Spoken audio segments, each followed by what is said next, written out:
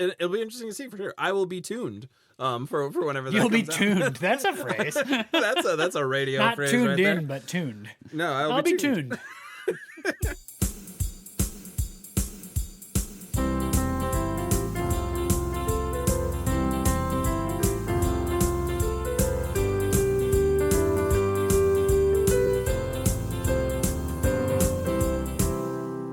Welcome in to a very exciting episode of No Script, an unscripted conversation about theater's best scripts. I'm Jacob. As usual, I am joined today by Jackson, and we are jazzed. We're Jacob and Jackson, and we're jazzed for our season 15 themed month, which begins today, Adaptation Month. That's right. We're talking about 4 plays in a row, which are adapted from other source materials. Obviously, we know that a lot of things are adapted from plays, but what about plays that are adapted from other things? This is a very exciting month for me because I love adaptations, especially dramatic adaptations, and so I'm excited by that part of the conversation, and I'm very excited by our play for today, which is just everywhere right now. Yeah, Jackson? Yeah, for sure. Yeah, we're starting it off with John Proctor as the villain by Kimberly Belflower. Excited for the conversation around today. It's such a live fire play. It's so good. Got such great roles in it. And it's a great like kickoff of sort of like, you know, using it uses the Crucible as like a kind of core text in it. So Yeah, it's a if you great couldn't way. tell from the title. Yeah. If the title just meant nothing to you, this is a very, very loose adaptation, sort of loosely inspired by the events of The Crucible by Arthur Miller. So we're kicking off Adaptation Month with a play that is adapted from another play. Yeah, Whoa. absolutely. Yep, kind of meta. So yeah, no, excited for that Meta might aspect be of it to being kind of come generous forth. to that. Yeah. It's true, yeah.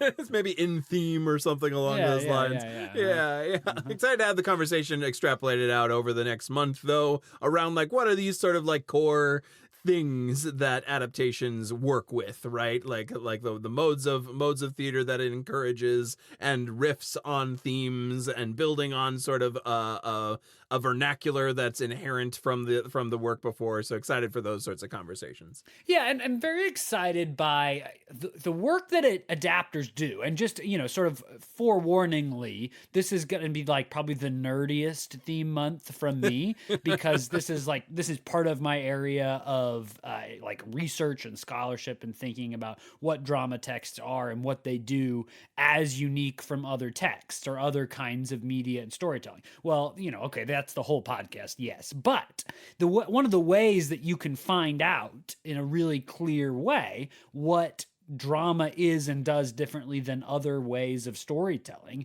is by looking at essentially the same stories but told in one form or another. Drama versus prose, drama versus music, drama versus poetry, whatever, right? And so drama versus prose is most common. But all that to say, so I think and talk a lot about what drama brings to the table when you're taking a story from another medium and bringing it to the stage, and the way that adapters can use the strengths of the stage and of theater to tell the story in a very particular way. When you're adapting across mediums, like there becomes no such thing as like a pure adaptation. That's why I'm not one of the people that complain about the way the films change like the comic book stories, or really film changes any adaptation, because when you're moving across mediums, there's no such thing as pure storytelling. The story changes in really intentionally constructed and unavoidable ways. So the only question to me becomes, are you using the new medium to its fullest power? And so that, I think, will be fun to look at. Today's episode is maybe a little bit odd, but it's our sort of toe dip into that because we're just moving from one drama play to another drama play. But I'm going to be very interested in what some of these adaptations have done to tell the stories through action, which is like, that's the drama storytelling model, is through action. Yeah, absolutely. Yeah, kind of putting it on its feet in a theater space. Like not to get into the conversation too ahead of things, but like this will be an interesting play too to sort of talk about the moment that it's written in and what was being sort of protested or drawn light to in those particular moments. Both the Crucible and John Proctor as the villain were plays of a particular moment. So it's very interesting to have that conversation. Excited for the conversation. Excited for us to jump into this themed month.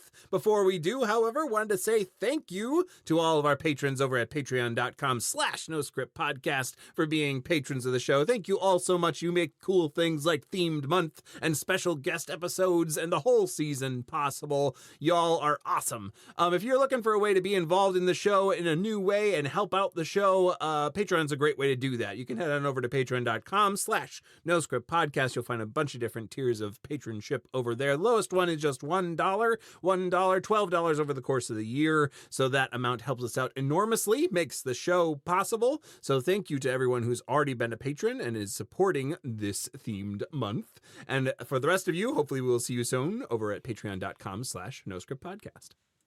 And now back to the script. Here we go. So I'll say right here at the top, John Proctor's the villain. Awesome title, right? I mean, Great that's title. an A+ title. Well done. Also, weirdly, for whatever reason, this pair of episodes between last week, which is not part of the themed month, and this week, which is like our Sadie Sink section of the season when they're having done the notable stage productions of both of these plays, which we'll get into in a moment. And part of the reason why it's such a great title is, as I understand the story, that's one of the things that Kimberly Belflower had first when she was working on what this was going to be and working on the commission.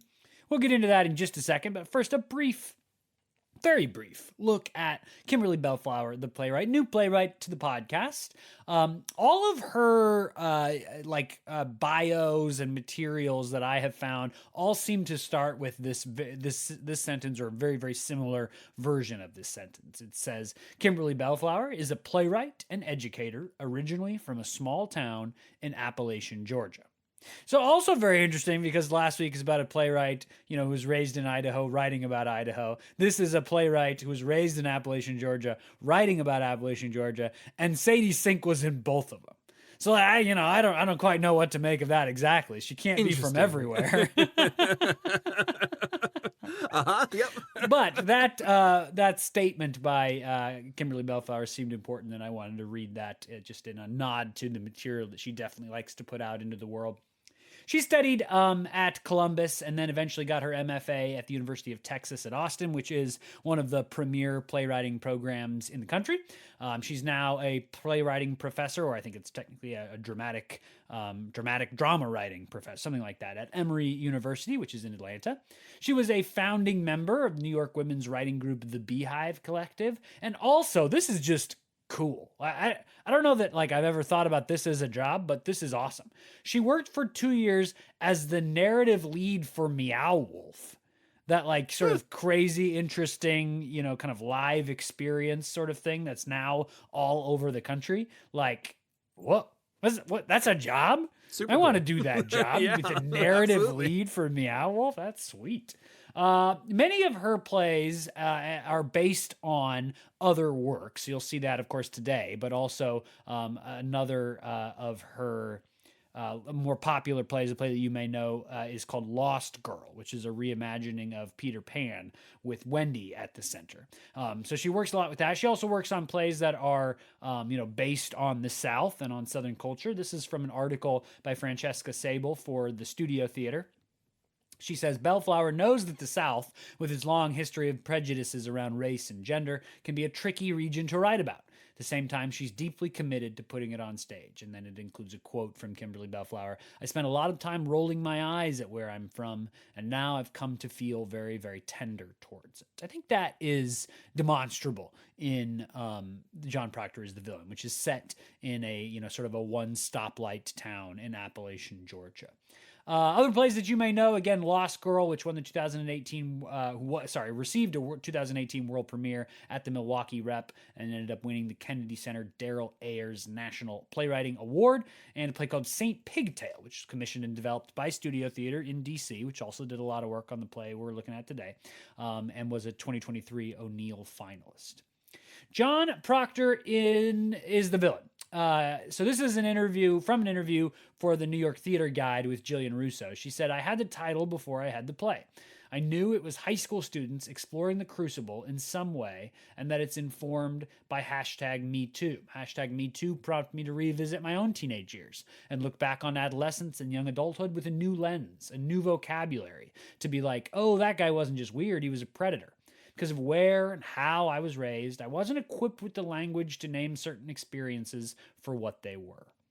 This play was commissioned by the Farm Theater's College Collaboration Project. So this seems to be a collective of colleges which sort of pool resources to commission new plays from playwrights that they work on with their students. To get one of the working playwrights in the country kind of at the height of their powers, it can cost a lot of money. University theater programs don't often have that money. So this is, I think, a really, really interesting model to have multiple colleges work together and then work together, not on the same production, but all work at the same time on the world premiere. So this was developed with Centre College, Rollins College, and Furman University. There's a great article, which I'll put in the show notes, about the collaboration specifically with Centre College and what it was like to work on this play, this play being what it is and the sort of new pages that they would get all the time. Very, very interesting stuff. Put it in there just for your edification if you're interested.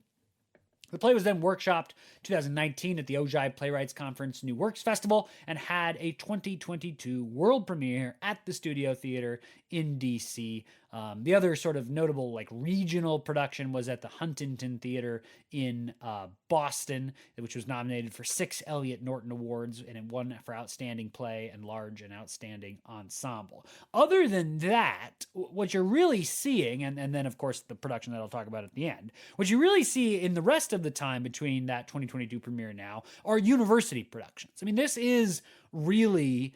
and you can tell by its commissioning story, which is why I told that story in that detail, that it's kind of a play, I think, built for colleges in that it has teenage characters, which are great for college students to play because they've at least had experience being teenagers as opposed to being 40-year-olds or whatever. Right? Yeah. So it's a large cast of younger actors discussing issues that are relevant to contemporary young people, right? I mean, there's a lot of great plays out there, but some of them are like, why are college students talking about this? This is not their issue. This is not the things that are relevant to their culture. You see that a lot with college, productions, honestly. But this play is specifically written for college students, and you can see it. So it has, I'm sure I'm not going to catch them all, but in fall 2023, it was produced at the University of Pittsburgh. It was also produced at Georgetown University in D.C. Spring 2024 at Hope College in Michigan. We'll come back to that. And fall 2024 at UNC Chapel Hill and at Iowa State University. And spring 2025 at St. Mary's in California, at Kansas University, and at the University of Maryland, Baltimore. Then, what probably everybody knows it for now at this point, the Sadie Sink production, I suppose we call it, on Broadway, at the Booth Theater. This production just closed last month as of recording this in September 2025. It was directed by Danya Tamor, and Sadie Sink played Shelby. That's interesting. Going in, I wasn't sure that I knew what part Sadie Sink played, and then as I was reading it, I was like, she probably played Shelby. And then I was right. Yeah. And that's not because Shelby's the obvious lead. In fact, some of the interviews and materials around the show call Shelby the lead, I think primarily because Sadie Sink is playing that role. But I don't know that that's true in almost any way, actually. But it's very much an ensemble piece, like something like The Wolves or something like that. I mean, it's hard to know. But if you were picking a protagonist, maybe I'm wrong about this. And Kimberly Belflower, if you're listening and I'm incorrect, please tell me, because I should renegotiate how I understand this play. But I do not think that Shelby is the protagonist of this play, but is definitely the right part for Sadie Sink to play. The play was part of the 2019 Kilroy's list, received multiple Helen Hayes Awards. That Tony Award production received 7 nominations, including for Best Play. And just this summer, a film was announced by Universal Pictures. Tina Fey is one of the producers. Unknown to me at this point whether Sadie Sink will be in the film or not. And to be really honest with you, I don't even know what a film of this play will look like exactly. This is very much a play in that it's like all in one location. It's got long extended scenes. There's some very performative theatrical moments that I just don't know if and how they will translate to film. So I'm excited by it. I'm excited to learn more about it. But that is just a little bit about the life of this play. Jackson, you want to say anything about the Hope College production? Yeah, just that I had the chance to go see the Hope College production, which is great. Great to kind of see it in person. So that's definitely I'm happy to have that as a facet of my experience of this play as we jump into the conversation today. And I agree, like this play it'll be fascinating to see this play transferred to screen because of the theatricality of this play and how many of those moments really struck really beautiful theatrical chords. And how that'll translate, I'm sure the narrative will translate. It's a compelling narrative, but it'll be interesting to see how those moments turn into screen moments as well. Yeah, it's kind of like Doubt, which was adapted into a tremendous film with John Patrick Shanley and Meryl Streep and Amy Adams, Viola Davis, and even the movie version of Doubt kind of felt like a play, but just like a really close-up shot one. But they did the things that you kind of have to do for film languages, was they shorten the scenes and they sort of split scenes up and move them across multiple locations, because film language is just not used to sitting in one place for a long time. Right. So the famous confrontation between Meryl Streep characters and Viola Davis character in Doubt, they like split it up so then they end up like on a walk through the park in the middle of it with Meryl Streep's character chasing after. So I envision like stuff like that will have to happen with this play. I mean, this play has long scenes in one location, like you expect from kind of traditional fourth wall realism plays. Yeah, for sure. Yeah, it'll be interesting to see for sure. I will be tuned for whenever that You'll comes be tuned. out. That's a phrase. that's a radio Not phrase. Not tuned right in, there. but tuned. No, I'll be tuned. Well, excited to jump into the conversation today. I'm going to give us just a brief summary of this play, as brief as I can be, as we jump into it here.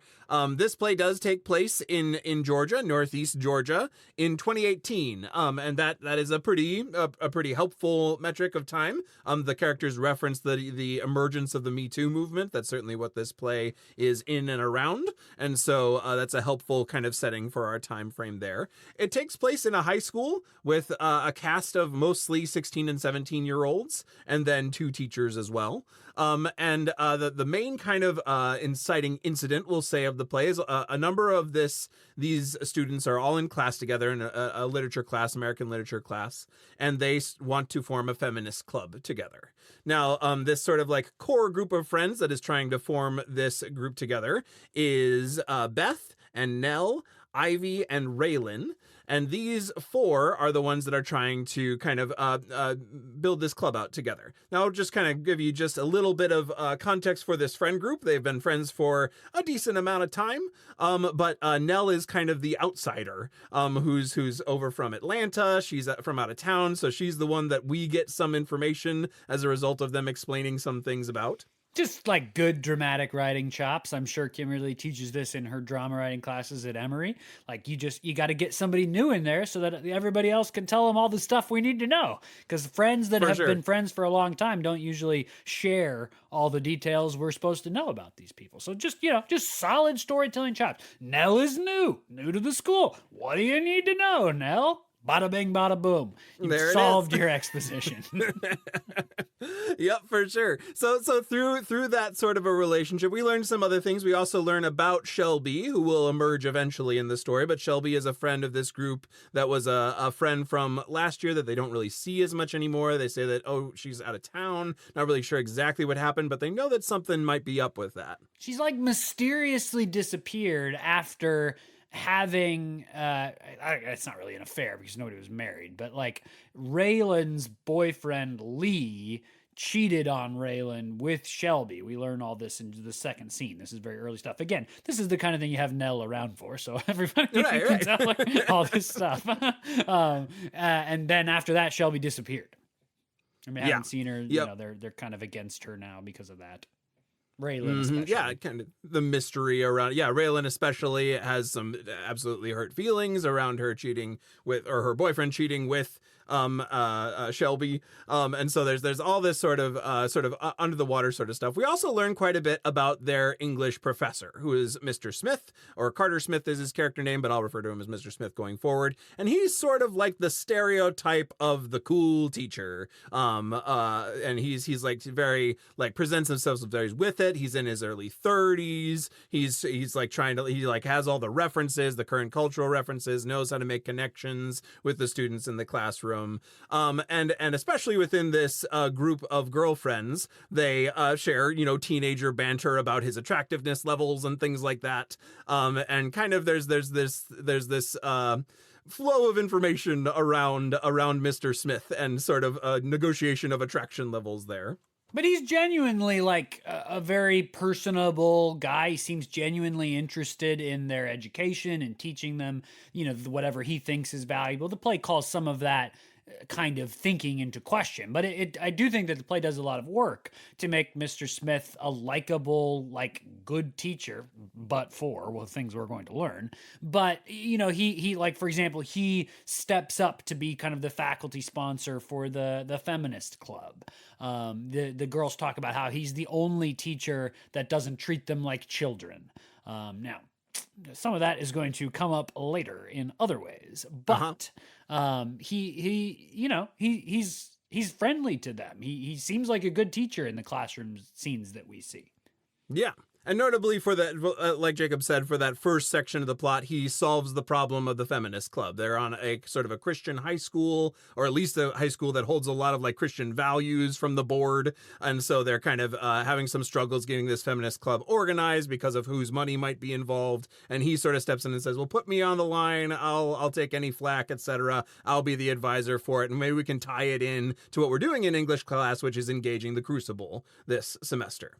So he kind of like steps into that. He also brings the feminist club like a couple other guys as well. We meet Mason that way as a student who's like a basketball player who needs some extra credit because he started skipping out on classes and stuff like that. So Mason joins the feminist club. We also eventually meet Lee. Lee kind of shows up and sort of corners Raylan in a pretty problematic way. He like holds her against a door and like kisses her somewhat forcibly, very forcibly. And they kind of negotiating this like, their relationship is over, but Lee wants it to start back up again. Raylan is trying to negotiate whether or not she wants that or not, and trying to stop him from holding her against a door at one point of the play.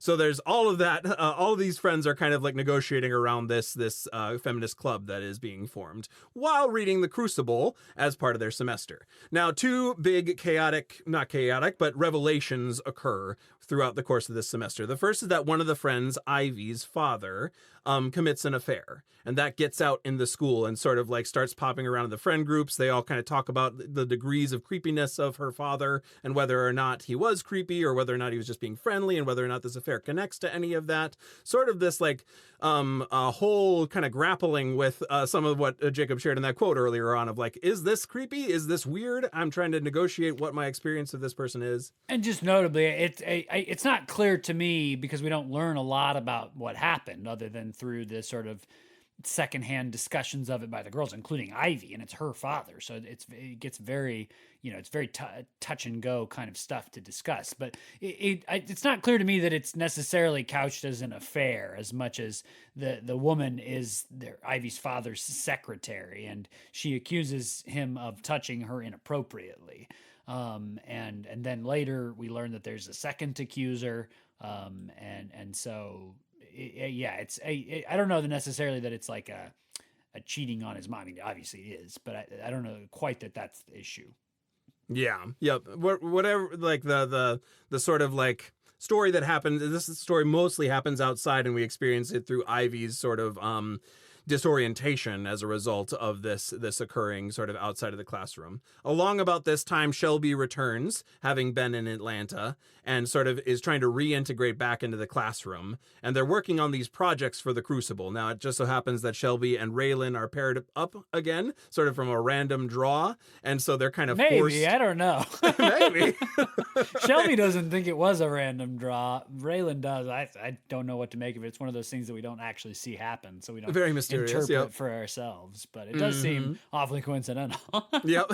But they're kind of forced to re-engage each other, and they have like a long-term friendship. This isn't just a relationships that's defined by the Shelby sleeping with Lee last year. They have like a childhood friendship that was broken up as a result of this, and so they slowly start to sort of test the waters about what sort of reconnecting around that is going to be. But all along this time, they're reading through the Crucible, they're preparing projects and stuff, and the other big sort of bombshell that is dropped, somewhat like sort of surprisingly, although it is well hinted at and well foreshadowed, and obviously well in good stagings will be foreshadowed well, but what is slowly realized and then explicitly stated in session is that, or in the class session, is that Shelby kind of and Mr. Smith kind of continue to have this sort of argument in class that eventually it's around the Crucible, around John Proctor's goodness as a character, and Mr. Smith is sort of defending the goodness of John Proctor in amidst the story of the Crucible. The confrontation comes around right at the famous Crucible lines, right? Like, because it is my name, that line, and Shelby's question is like, well, what the hell does that matter, man? Right. Your name, like you slept with a teenage orphan girl and then called her a whore and blamed her for it. You're worried about your name? Like, who cares, brother? Yeah. Brother is my addition, by the way. Annotated by. So, and in amidst this argument, what Shelby kind of like brings up in the middle of this classroom is the fact that last year she and Mr. Smith were together, slept together, had a relationship, had a whole time together, and she left as a result of that relationship over the past year. It's one of the more powerful, scenes in this play for sure, although there are many, but really powerful scenes that I can remember reading in drama. Drama, of course, I'm briefly touching on our adaptation world, right? Drama is about what characters do, their actions, and to accuse someone is very powerful. It's a very powerful action to take, and the scene is absolutely stunningly written by Kimberly Belflower. The accusation gives me chills reading it. And it is just stunning. What follows is a fallout of this moment it is an affront to summarize. But all of these we should just start the summary with that from now on for every play. This play is an affront to summarize. But and so I mostly won't try to, but in various different sets of characters, the characters deal with the fallout of this and trying to decide how much to believe Shelby, whether they're on Mr. Smith's side or Shelby's side, what degree of knowledge everything is. We bring in Mrs. Gallagher, who's this sort of like school counselor who is also helping out. She comes in as this other adult, another set of eyes in the classroom, with some really interesting insights into the Crucible and her own interpretation of the Crucible. Her and Mr. Smith have two scenes on their own without any of the teenagers around that are, it's unstatable how important those two scenes are to like understanding the story of the play, because of the private information the adults are able to share and negotiate between them that they're unwilling to do with the teenage. It's tricky in a play, full of teenagers to have adult characters because the power dynamic is so, as you can tell from what the play is doing, so impacts their encounters. So when you have, part of the reason to add the guidance counselor character is to give Mr. Smith a different power character to have a scene with and see what that does to him. And it changes things. And what she does to him changes. Yep. Yep, changes how he presents himself. We see a little bit of the dangerous adaptation of his postures. The two last things that I want to bring up before we jump into the conversation. Beth, as a character, is the one who's trying to start the feminist club, and she has this like really kind of more close relationship with Mr. Smith that is up in the air, that is all for negotiation within this, because Beth is trying to decide who to believe, who to side with. She like has this sort of what she feels is a really empowering relationship with Mr. Smith. He like affirms a lot of her sort of like literature leanings, and so she's trying to negotiate what this news does for her. And then as well throughout, and like he goes to her church. He and his wife are yeah. having a baby. They go to her church. They're like upstanding members of her social circle beyond just him being her teacher. So there's all sorts of like touch points with that she's trying to negotiate with this news. And then all along the time, Shelby and Raylan are still negotiating how their friendship is going to be while they're trying to prepare this sort of project that has to do with the Crucible. This all culminates in a big scene. It's the presentation day.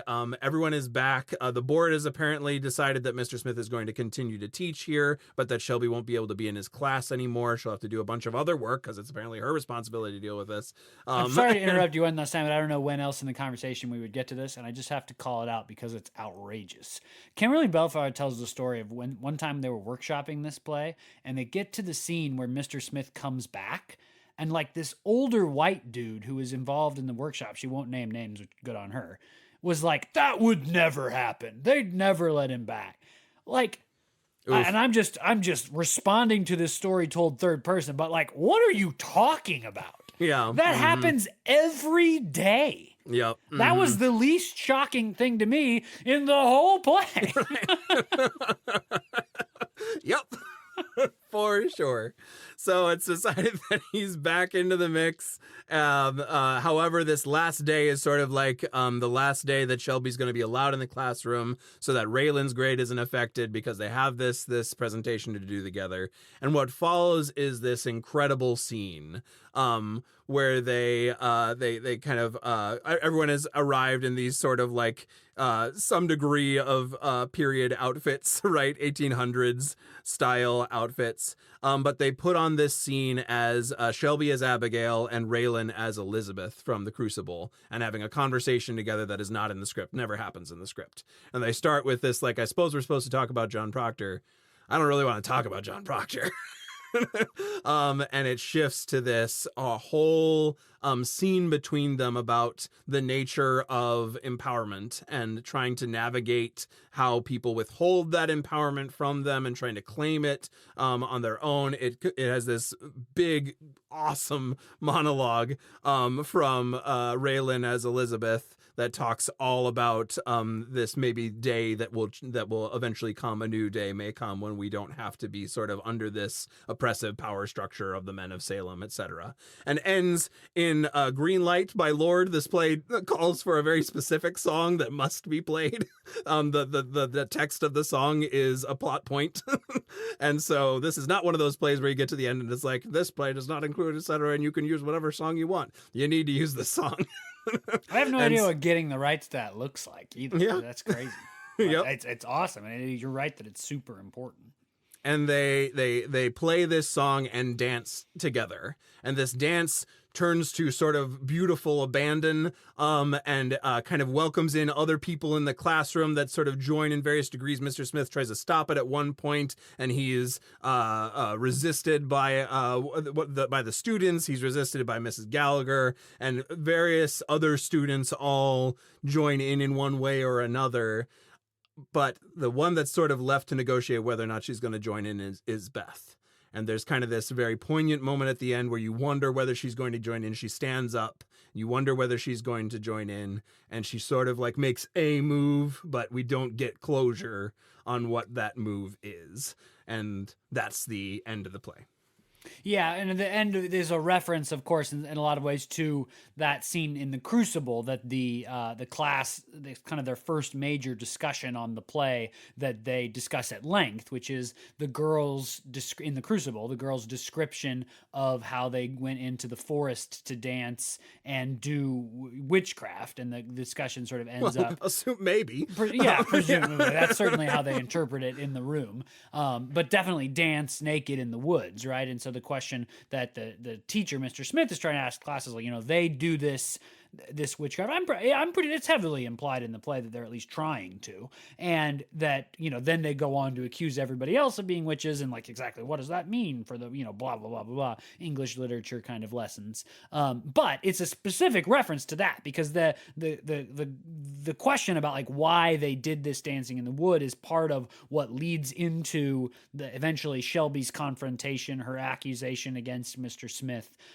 etc. And so I just want to read a little bit from the stage directions at the end. So the dancing has been going on for a while. Various students have stood up to stop Mr. Smith from stopping the dance, including the guidance counselor eventually stops him. Then it says, others might get up and dance too if you have others, but it should never end up being more than half the class dancing, otherwise it's too easy. Somewhere along the way, toward the end of the dance, but not so much that there's no time, it starts to look a lot less like a dance and more like an exorcism.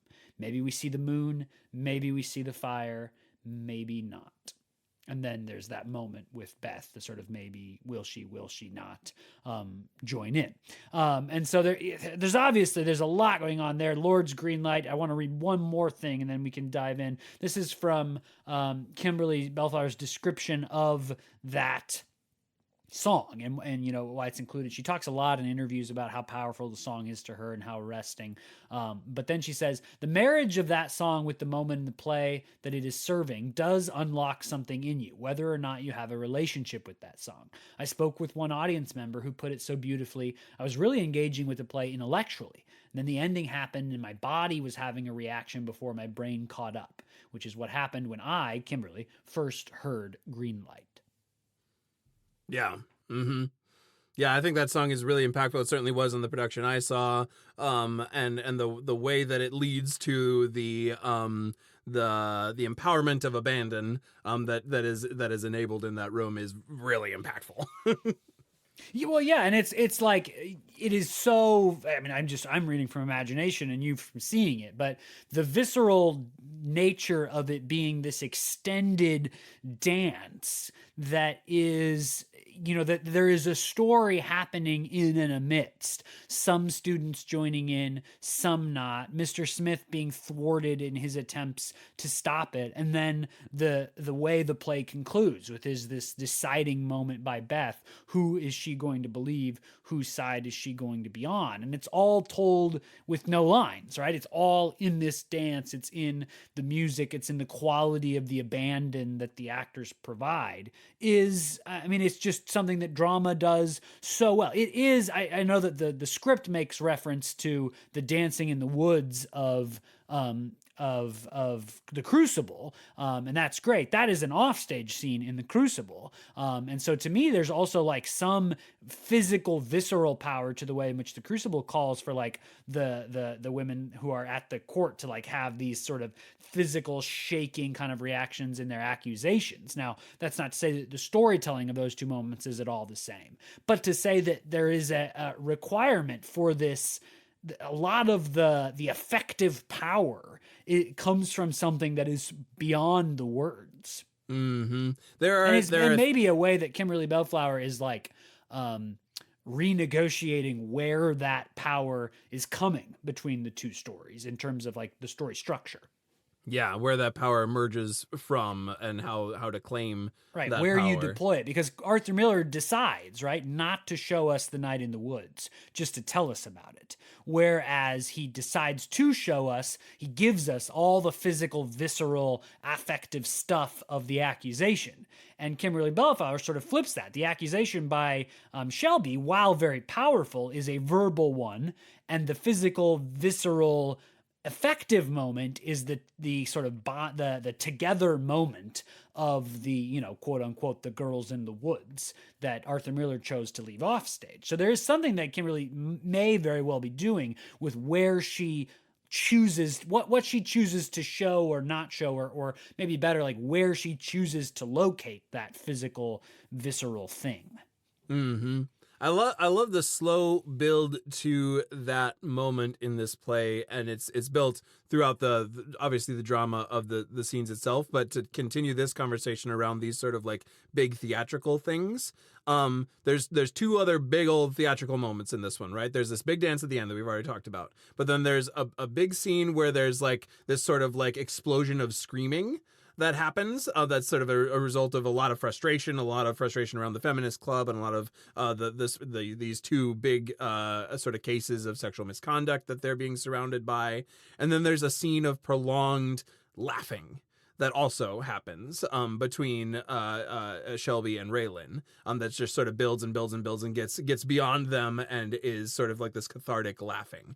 3 scenes that are big cathartic power moments, hard to do on stage, right? But one of those things that like kind of only works on stage when you pull it off, and it's awesome. And the way that they slowly build to that dance at the end, sort of like show us the screaming and then the laughing and then the expression of the dance as the moment of empowerment, is really, really, really cool as a slow build throughout it. Yeah, I love the way you described how she sort of sets us up to be ready for that final scene. Funnily, Sadie Sink, in an interview about the Broadway production, somebody asked her, I don't know how good of a question this really is, but whatever. The interviewer asked her, like, what was more difficult, defeating Vecna in Stranger Things or the dancing scene in John Proctor as the villain? And Sadie Sink was like, definitely the dancing scene. That's the much more difficult thing. So I think you're right to point out how,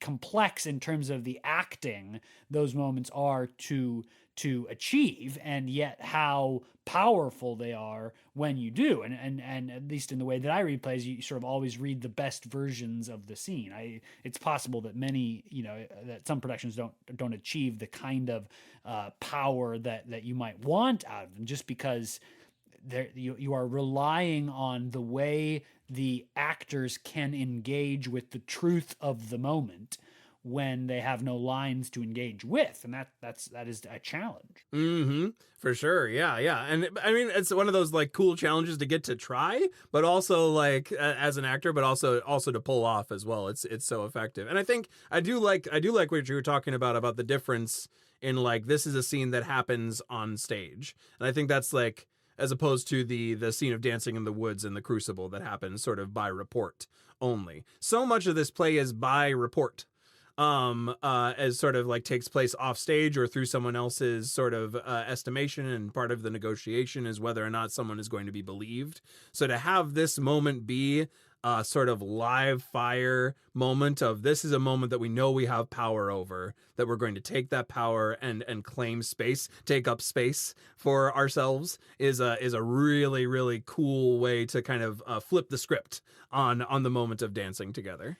Yeah, when the guidance counselor has to take over the class from Mr. Smith, Beth tries to lead the conversation, and she has her mind sort of changed about things by some of the things her classmates tell her, which is very evocative. But at the end of that scene, she essentially apologizes for not having been prepared enough to lead the conversation, because she had her mind changed. So to her, that means that she got something wrong. But regardless, the guidance counselor ends that scene by saying essentially, Beth, you don't have to apologize for existing. And that, to me, the dance scene at the end is very much the conclusion of that thought, where like the just existing, expressed through this kind of dancing viscerality, their existence is not something they don't have to take up space, as you say. There's so many really nice sort of setup and payoffs of ideas like that. Like the dance is heavily foreshadowed in the first private scene between Raylan and Shelby, where they've just been assigned to be partners, and there's still tension around what happened with Raylan's ex-boyfriend. And they sort of end the scene by moving towards reconciliation by talking about what they're going to do on their project. And they say, well, we're definitely going to dance, right? Like we're wonderful interpretive dancers. And that's pretty early in the play. And so on top of all the powerful ideas and powerful, images and heavy physicality. There's also just really smart writing things like that you set up, you establish, and then you pay off that expectation. And the other thing that's like great in the category of writing, right? Like we talked, certainly dramatic writing, and the way this all pays off is really interesting. The characters are just like good, have good things. Good. I don't know how to say this intelligently, but there's good character description around them. There's good stage direction. These are characters. Each of them, it really is an ensemble. Like each of them has their own like journey that they go on as a result of this play, and a result of these actions. And so the way that they all and the way they're all negotiating power in their world is all so well laid out and so intricately woven together as who is going to side with who is actively negotiated throughout the whole thing. Yeah, it feels like a really authentic way that people of this age grappling with these ideas might have to confront this situation. And that, that is the great skill of drama writing, is putting your characters in these incredibly difficult situations. And this is regardless of whether you're doing a comedy or a tragedy, to talk about the big broad spectrum. Difficult situations that you put your characters in, they have to do things to work their way out of.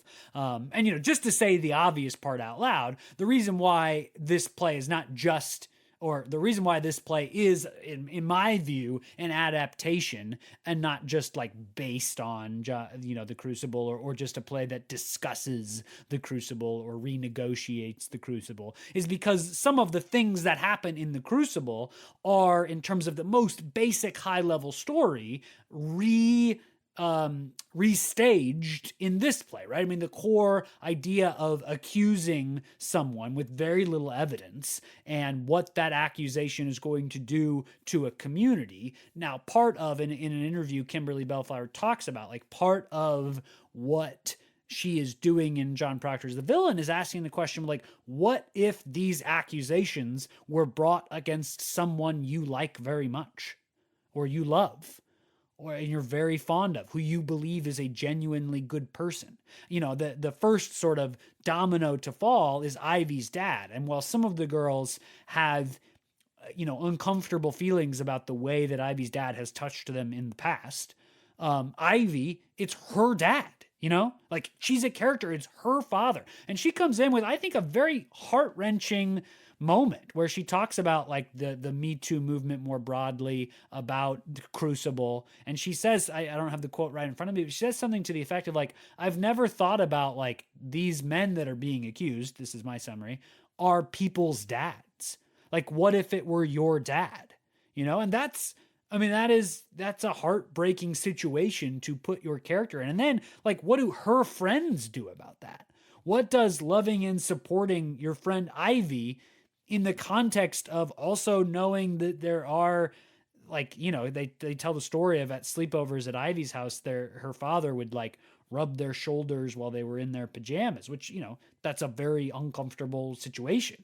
And the poor Ivy, when she's trying to talk with Beth about it, Beth, her longtime friend, says, like, you've not been over to spend the night at my house since this news came to light, and now I'm fearing that you'll never come over again because you're uncomfortable around my dad. And, like, that is a very well-constructed situation to put a character in that there's no easy outs from that situation. The characters have to really work hard in and amongst each other, against each other, for each other, to negotiate their way, not even really out of the situation in this case, but how do they deal with it? And how do they affect, like, good change in the world when all this opposition is there, right? Like, the complicating factor of this feminist group that is trying to do feminist work on campus is all of these empowered men that are around keep doing these things. And so there's this, like, inbreaking of that into their lives, and the difficulty of Beth, who's occasionally will try to, like, state something, Nell or Ivy will take it as, like, are you actually critiquing my dad? And Beth is like, no, that's not what I'm trying to do. I'm trying to, like, figure out how to like state this thing in a compelling way. And so it really captures well tell the difficulty of trying to work for change in amongst this oppression, in amongst this cloud around. Well, right. And so then when Shelby levels her accusation against Mr. Smith, that, sort of the next domino to fall, how is this group of friends going to grapple with the fact that Mr. Smith is somebody they very much like? They're very fond of, who they feel have supported them and encouraged them and been there for them, showed up for them, treated them like adults, somebody they value and care about. What are they going to do when the accusation is leveled against someone like that? That's already a complicating scenario. And to that, you add, Ivy, who now has this additional layer, like every accusation leveled against Mr. Smith, if we say we believe that feels like now we are also saying we believe the accusations against my dad. I mean, it's very... I just can't rave enough about the work that Kimberly Belflower does to get her. We talk about on the podcast sometimes, like getting your characters into trouble. Yeah. Right? Like so much of drama is not just about like the plot development, but about the way you've constructed the situation that your characters are going to be in, that they then have to work their way out of. And for an ensemble piece to be able to create a situation which each member of the ensemble is going to have varying degrees, worldviews, perspectives, opinions, given circumstances even, around, then what are they going to do together? And that's really what the play comes down to, right? It's not really what is any individual one of them going to do about it. There's really nothing to do about it necessarily. But what are they going to do as a group? What are they going to do together? Yeah, what can they unify around? What is going to be the thing that draws them together? Yeah, I'd super agree. Like even Nell, who's a character that we've sort of only talked about so far as a character that's sort of used for exposition. Nell has a great like whole thing that she's going through as well. Of like she's from out of town. She's like worried that like this group isn't going to accept her once they like find out that she's sort of just like she seems like this sort of out of town Atlanta person. But she's negotiating her acceptance in the group as well, and what's gonna happen when they find out that she's maybe more normal than they figure out that she is, etc. But also that outside perspective becomes valuable to the group. Like in the scene where the group meets for Feminist Club after Mr. Smith has been accused, and they're discussing what they're going to do, how they're going to handle it, who they believe, all the things that they have to discuss given the situation that Kimberly Belflower so expertly put them in. One of the things that comes out is Beth says, like, I'm really worried about Mr. Smith. Beth of the whole group has the closest emotional relationship with Mr. Smith. We discussed why. But she said, I'm really worried he won't answer my texts. Well, to the rest of the group that have been friends with Beth for years, that's not an abnormal thing to say. They know, or they believe they know, the texture of that relationship and how much Beth cares for Mr. Smith. They all believe that she's in love with him, but they also all believe that he has these sort of very pure, almost fatherly affection for her, and that their relationship is totally honest and legitimate. So there's no question from them about why Beth and Mr. Smith would be texting. That's just what happens. But it is Nell who's able to provide the outside point of view to say, I think it's weird that you text your high school English teacher. And I believe that is part of the progression of events that leads Beth to be able to, at the very end of the play, possibly, the play leaves that as a question, make that move towards her friends, whatever that signifies, to join the dance, as opposed to being kind of on the Mr. Smith side of that final confrontation. Yeah, the kind of noticing of the abnormal, right? That kind of only the outsider can do, is really, really impactful. And I agree that like, oh man, there's so many great arcs in this play. We're running out of time. We're getting to the end of our time here, but there's so many great arcs to track in this play. And watching Beth's arc of like the slow realization, maybe, or maybe you choose to play it as a slow crumbling or a slow building up. There's so many interesting ways you can kind of play out Beth's journey in this play as all this news kind of hits this group of friends. And that's true of all these characters, right? There's so many choices that you get to make with each of these characters as this really like compelling interwoven story is told.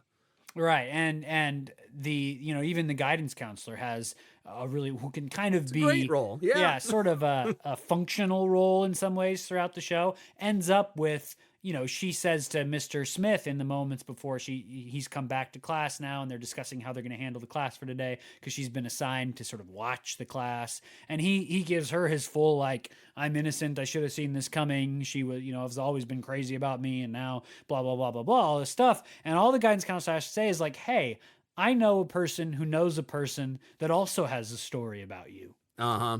And she turns and then the people come in for class. That's all we really get of it. But it's such an important moment to as the audience, reading of what is going on in the play.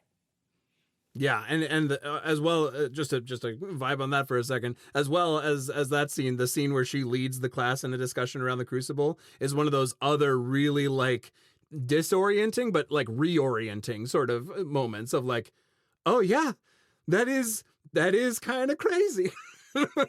and suddenly the students do get to have a conversation with someone who like echoes their, yeah, that's crazy, sort of a posture, and or not crazy is maybe the wrong word, but messed up. That John Proctor is that way, or that this community in Salem is that way. So definitely so many cool roles, so many different facets of this play. It's a cool play to start Adaptation Month with.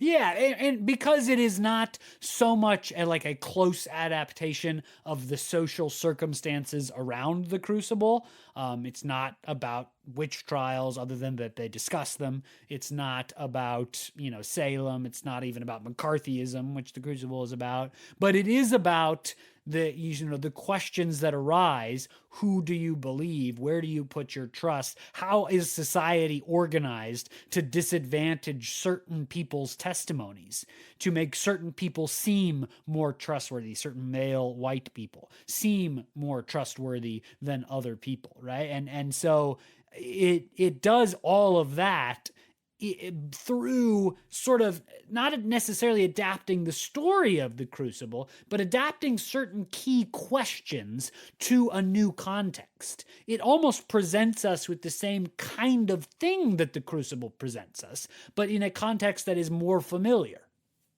Yeah, and kind of like reorients or recontextualizes, brings us into the moment, and real maybe somewhat, doomedly says that like we're still working on this stuff still.